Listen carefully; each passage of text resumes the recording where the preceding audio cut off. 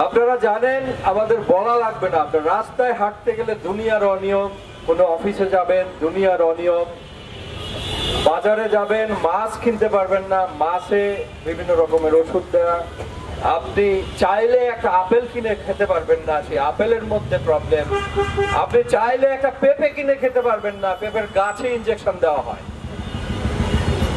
54 বছর বয়স একটা দেশে, আমরা বুড়া হয়ে যাচ্ছি।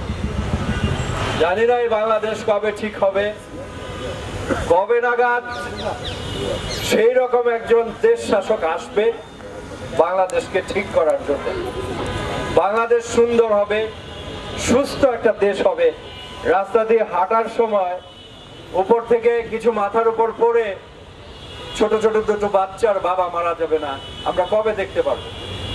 সে আশা নিয়েই আজকে এই পদযাত্রা, আশা নিয়ে আমরা বেঁচে আছি, আশা নিয়ে সামনের দিকে এগিয়ে যেতে চাই। ধন্যবাদ সবাইকে, আমাদের সঙ্গে থাকবেন আমরাই আশা করি। আল্লাহ হাফেজ। আসসালামু আলাইকুম ওয়া রাহমাতুল্লাহি ওয়া বারাকাতুহু। উপস্থিত আমাদের সম্মানিত গণ্যমান্য অতিথিবৃন্দ এবং সাংবাদিক ভাইয়েরা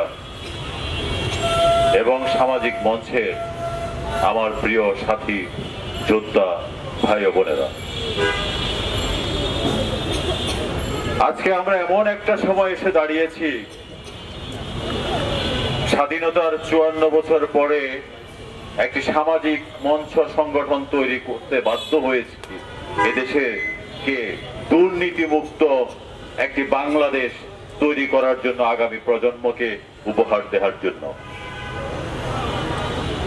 আমার বন্ধু বলেছে যে আম কাঁঠাল পেঁপে আমরা কিনতে পারি না, সেখানে দুর্নীতি হয়।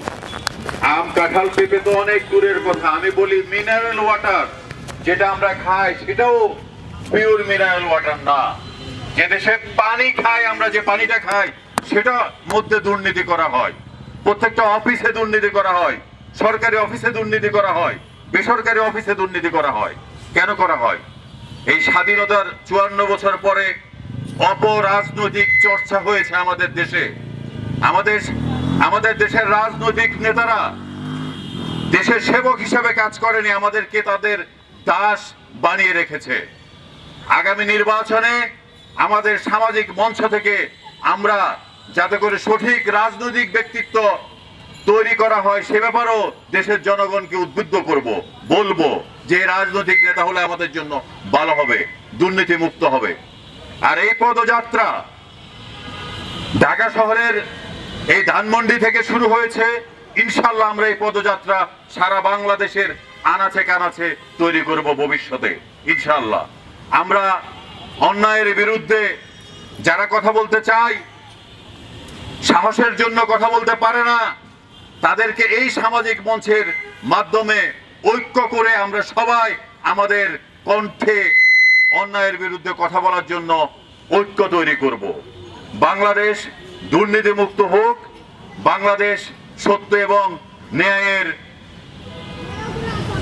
শাসক এদেশে জনগণ ফিরে পাক, এই প্রত্যাশা রেখে আমি আমার সংক্ষিপ্ত বক্তব্য শেষ করলাম। আল্লাহ হাফেজ।